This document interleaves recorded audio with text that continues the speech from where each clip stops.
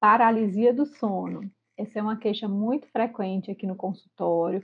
Houveram algumas perguntas lá no Instagram sobre esse tema e eu resolvi gravar esse vídeo. Você já teve alguma vez? Vamos lá conversar sobre isso. A paralisia do sono é um sintoma bem frequente dentre os transtornos de sono. É claro que é um sintoma que pode acontecer em situações não patológicas, ou seja, fora de doença, não existe uma doença associada, mas é mais frequente nos pacientes que têm transtornos ansiosos, quadros depressivos, sofreram situações de trauma e vivem o estresse pós-traumático, além de ser mais frequente nos pacientes que fazem uso de antidepressivos e antipsicóticos ou neuroléticos. A paralisia do sono ela é caracterizada por um sintoma de despertar, ter consciência de estar desperto, mas não conseguir se mover. Também é frequente o paciente apresentar uma sensação de angústia muito grande, além de não conseguir se mover, ele também não consegue falar, não consegue ter movimentos vocais e se comunicar, pedir ajuda. Isso costuma gerar muita angústia, às vezes os pacientes têm sintomas ansiosos, crises de ansiedade junto, e apesar de ter uma série de atribuições sobrenaturais sobre a origem da paralisia do sono, a gente já entende que o que acontece é um descompasso entre o despertar consciente, entre a volta da consciência no momento de despertar e a volta dos movimentos. Essa é uma transição do sono, normalmente acontece próximo ao despertar, e o que acontece é isso: a consciência volta, mas a movimentação do corpo não acompanha esse retorno. Existem descrições de que até 20% da população vai ter algum episódio durante a vida e isso não vai significar nenhuma doença, não vai ter necessidade de nenhum tratamento específico. Foi um achado, um acontecido. A gente precisa relatar isso para diminuir as preocupações dos pacientes em relação a esse sintoma. Então, quando começa a se repetir, quando começa a incomodar ou quando começa a deixar o paciente ansioso, tem paciente que vai ficar ansioso de dormir porque começa a acontecer com bastante frequência.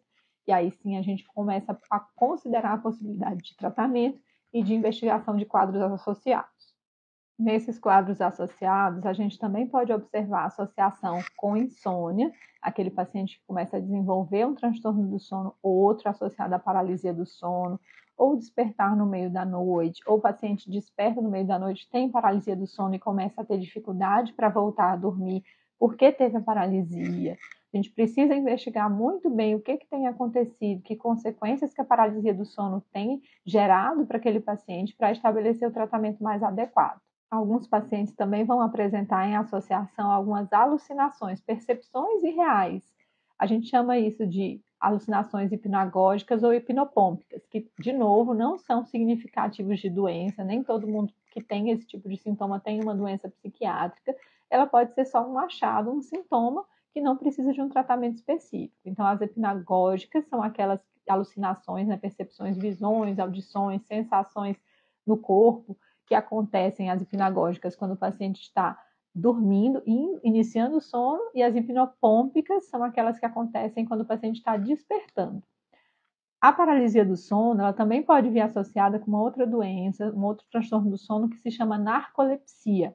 A narcolepsia é um transtorno de sono em que o paciente, além de muitas vezes ter a paralisia do sono, ele também apresenta alucinações próximas aos estados de sono e de despertar, e ele também apresenta uma perda da força muscular, às vezes até um desmaio, uma queda da própria altura, quando ele se apresenta, quando ele é colocado em situações de fortes emoções.